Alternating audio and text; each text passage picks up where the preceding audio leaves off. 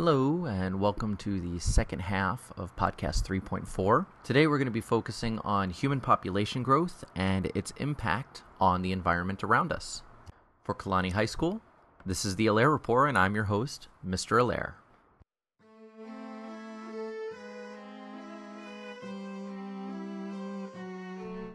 Our human population is just like the population of any other organism. Over time, the human population tends to increase.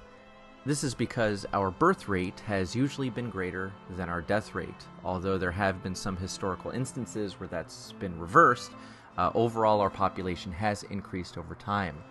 Now, for most of history, our population has increased very slowly, and this was due to a number of factors, including the fact that life was very, very harsh. Food was scarce, and there were many incurable diseases that were rampant through early human populations.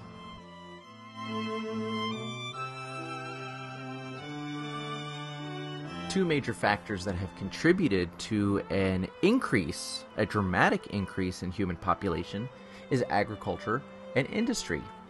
The result of these two things meant that food supply was more reliable. We could grow our own food, we could harvest our own things, we could slaughter our own animals, and of course with canning and transportation around the world, we now have a relatively consistent food supply. Goods can be shipped worldwide, which leads to improved sanitation and of course improved medicines. Now, as our population has expanded, we have had an impact more and more upon the land, upon the weather, upon the animals and plants in various ecosystems. And what we're going to take a look at very quickly here is a timeline regarding the Hawaiian Islands, specifically Kahoolawe. To look at this timeline, we're going to be focusing on a few key periods, starting with the early Hawaiian period, which ran from roughly 400 to 1750 CE, or Common Era. During this time, Polynesians arrived in the Hawaiian Islands, and what was remarkable about their settling of the Hawaiian Islands is their method of land stewardship. They lived on the land, they used the land, they got things from the land, but they did not own the land. And the ancient Hawaiians came to a realization that what they did on a particular piece of land affected the rest of their community. And this eventually evolved into the ahupua'a, what we refer to now as the ahupua'a method of land management. Starting in 1778, of course, we have the arrival of Captain Cook and later the Christian missionaries. Post-contact, the view of land changed in Hawaii. Remember, the ancient Hawaiians had an idea of land stewardship, where everybody took care of the land, from the ridge to the reef, and everything was interconnected. In 1848, we have what's known as the Mahele, in which, instead of land stewardship, foreigners were now able to purchase property in Hawaii. Now, of course, the massive difference with this is with ownership, you only become concerned with your particular plot of land. And this was really a huge shift in attitude from the ancient Hawaiian and ancient Polynesian methods of caring for the land in its entirety. You now had people concerned only with their particular piece. And as we've talked about in class, they didn't care what anybody else said or thought because they had a piece of paper saying that they owned the land. Their general attitude was that they can do anything that they wanted to. In the 1850s, we have the beginning of what's referred to as the ranching period, and this includes ranching for sheep, cattle, and goats. The good thing about bringing these particular animals into the Hawaiian Islands is, of course, that they provided a food source, a stable food source for a lot of the people, especially the newcomers to the Hawaiian Islands.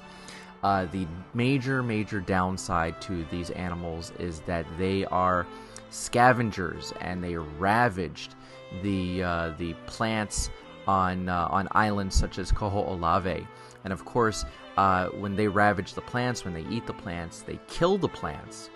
And without any plants, there is no root system to contain the soil.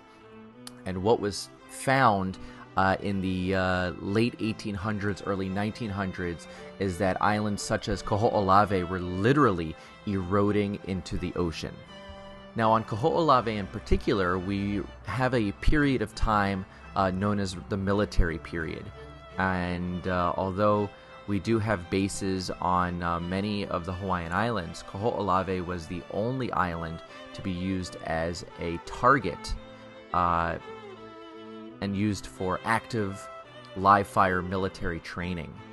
And from the period of 1941 all the way up to 1993, the island was actively bombed by just about every type of explosive that the U.S. military had to throw at it.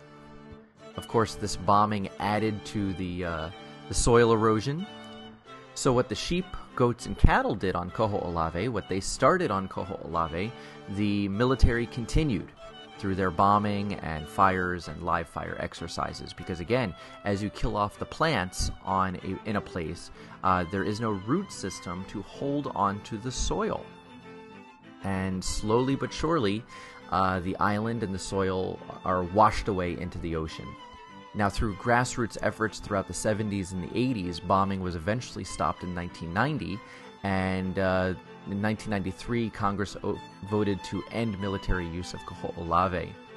And from there, about 10 years later, the Navy completed, quote-unquote, the cleanup of Kahoolawe.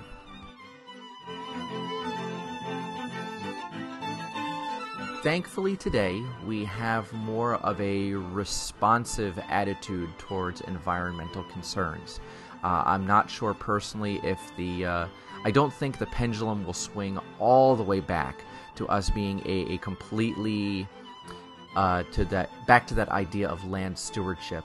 However, it's nice to see that organizations such as PKO and Kirk are taking an active role in caring for islands such as Kahoolawe. Looking at photographs of particular areas over a period of time can be very effective in gauging the human impact on the environment.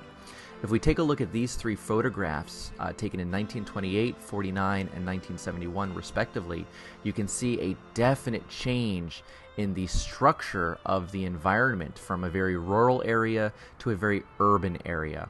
And in fact, in these next two photographs that we're looking at of the Kailua-Kaneohe area, in particular the Waikalua Loco fish pond, you can see that what used to be a forest and agricultural area, slowly but surely, 60 years later, has become now a golf course and suburban area for the Kailua-Kaneohe area.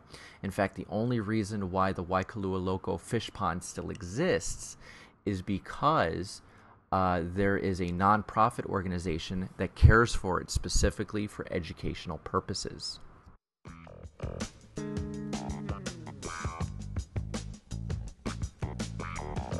One of the major ways that we impact the environment around us is our ongoing search for new and improved sources of energy. Looking at the chart here, we can see that our energy comes from a variety of sources. Most of our energy, in fact 86% of it, come from what are known as fossil fuels, and those include coal, natural gas, and petroleum. 8% of our energy comes from nuclear power, and 6% comes from renewable energy sources.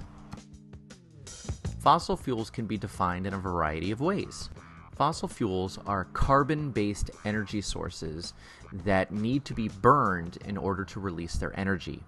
Upon burning, they release carbon dioxide into our atmosphere. They are the remnants of long-dead animals and plants, hence the title fossil fuels, and must be extracted from the earth in order to use them.